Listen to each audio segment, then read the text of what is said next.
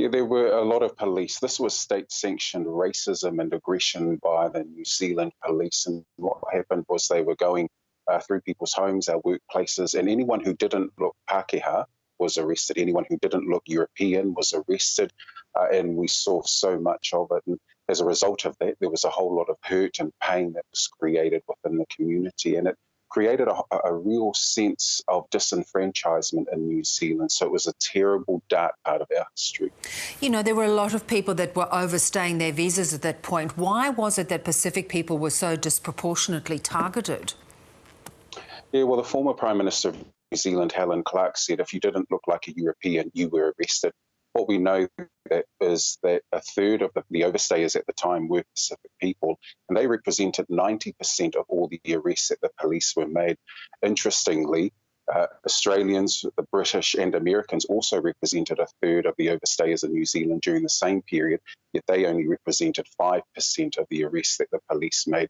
So again, the police had a very racist, sanctioned approach to who they were arresting, and as a result of that, we've got a past that we should be very, very unhappy of.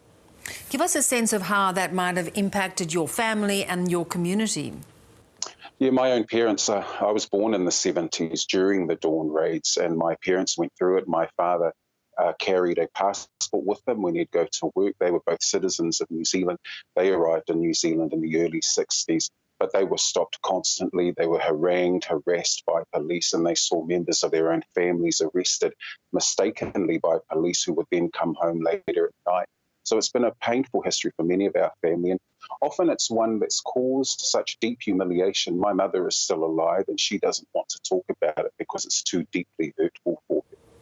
So then what was the mood, do you feel, yesterday during this apology ceremony? Yesterday was a very powerful time for everyone who attended and those who watched online. I think many of us turned up to the Auckland Town Hall with a huge deal of mixed emotions, a level of anxiety, high expectation and anticipation. And so it was a very special time for the community, and I welcome the apology, the official and unreserved apology that the Prime Minister made on behalf of the Crown to Pacific peoples who were so negatively affected by what happened about 45 years ago.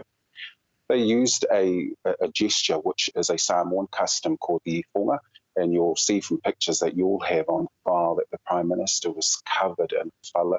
I think that was a very good gesture. I think there's been some debate on local Samoan radio today as to whether the gesture was actually a complete cultural representation, but again, that's part of the discussion. What's important here is that the apology was made and the government has announced some funding towards scholarships for Pacific young people. Yeah, because that's really interesting in terms of just acknowledging historically what happened. Do you think that's happened enough? I think we're getting there slowly. I think often one of the things I've said is don't just be sorry, be better. And the apology is going to be proven to be genuine and authentic when we see meaningful action come from it. And I'm doubtful that $3 million to more than 300,000 people in New Zealand is the kind of commitment the government should have made. My personal feeling is they should have stopped at the apology, because I think the $3 million expansion is not a pretty poor gesture, to be honest.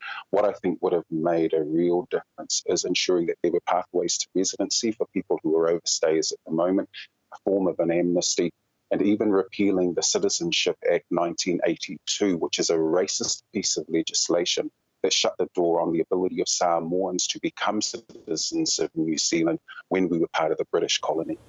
So that's interesting. So do you think the community would be supportive of that? Not so much financial reparation, but just a pathway to citizenship would be a bit more meaningful? Yeah, absolutely. And there have been petitions to the government over the last few years calling for pathways to residency and an amnesty. And it surprises me that the government made no mention of that. So that's the challenge we have, is getting the balance right between a gesture and making sure that that gesture is meaningful and has the depth that it requires for people to accept that this apology is genuine. And so the apology, the words shared were beautiful, they were powerful. But I think the actions that are going to be forthcoming are now going to test just how authentic that apology was. Did your mother make any remark about yesterday's apology?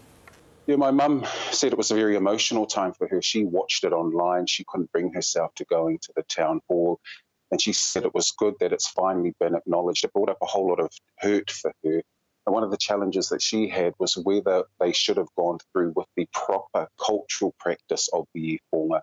She felt that that wasn't done in its entirety. It probably isn't the way it would have been done in Samoa. And so she questioned that approach. So I think we've got to get that balance right, which is why I think if the Prime Minister was going to make the apology, which I thought from her was very genuine, then you had to get the right cultural advice around her, and that's still being judged at the moment. Yes.